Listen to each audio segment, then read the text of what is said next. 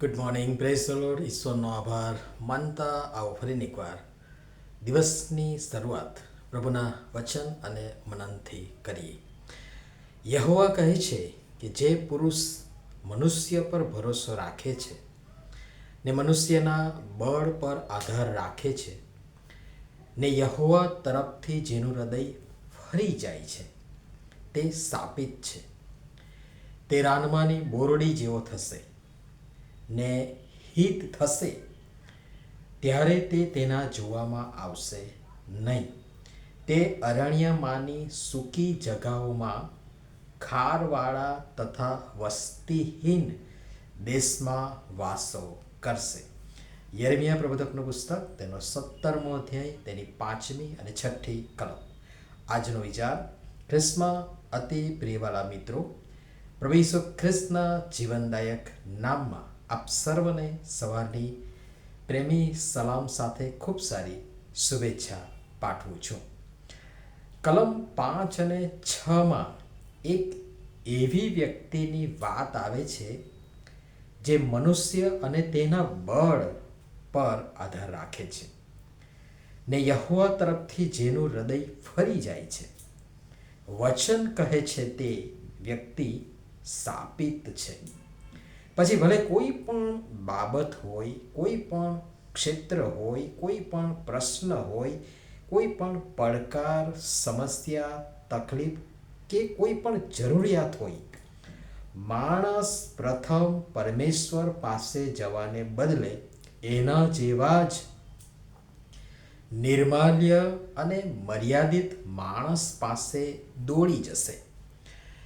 કારણ કે સ્વાભાવિક રીતે જ એ રીતે ટેવાઈ ગયો છે કે કંઈ પણ જરૂરિયાત પડે, કંઈ પ્રશ્ન થાય, કોઈ સમસ્યા આવે તો જે સાધન સંપન્ન છે, સમૃદ્ધ છે, શું કહેવાય કે સારી પોસ્ટ પર છે એવી વ્યક્તિ તરફ દોડીને જશે.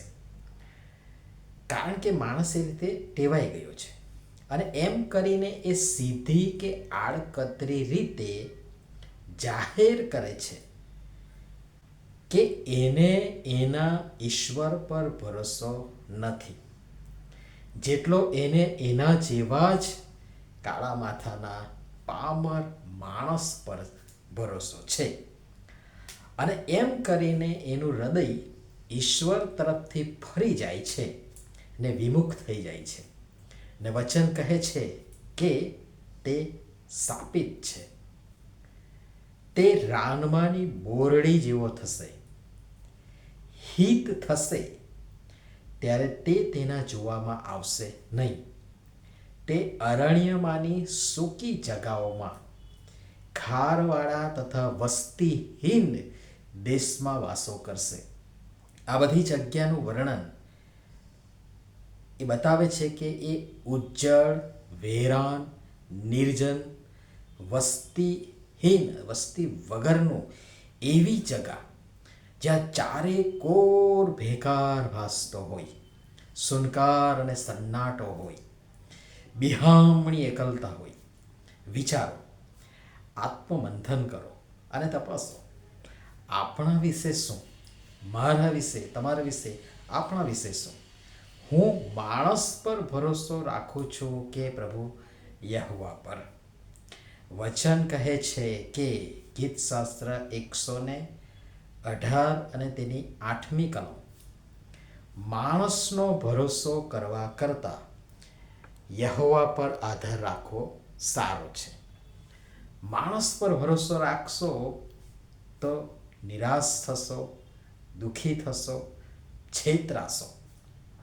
અને તેથી પ્રભુ યહોવા પર ભરોસો રાખો. એ કદી મને તમને આપણને નિરાશ, હતાશ, માયુસ કે દુઃખી કરશે નહીં. પ્રભુ સમજવા આપણ સર્વને તેની કૃપા આપો. નમીએ પ્રાર્થના કરીએ. પ્રેમાળ પિતા, અમને રોજ બરોજ આપનો અનુભવ થાય છે, તેમ છતાં અમે ઘણી બધી વાર તમારા બદલે અમારા જેવા જ માણસો, વસ્તુ, વ્યવસ્થા કે બાબતો પર ભરોસો રાખીએ છીએ. પરિણામ સ્વરૂપ અમે માર પણ ખાઈએ છીએ.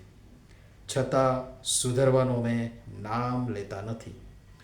કૃપા કરીને અમે એમ કરીને શાપિત નહીં, પણ તમારા પર ભરોસો રાખીને આશીર્વાદિત થઈએ. માટે અમારી સૌની તમે સહાય તથા મદદ કરો. પ્રભુ ઈસુના નામમાં આમેન. ધન્યવાદ.